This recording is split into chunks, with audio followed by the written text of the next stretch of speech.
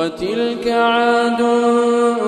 جحدوا بآيات ربهم وعصوا رسله واتبعوا أمر كل جبار عنيد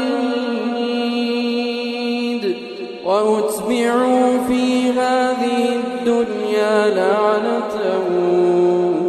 ويوم القيامة ألا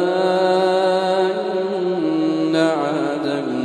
كفروا ربهم ألا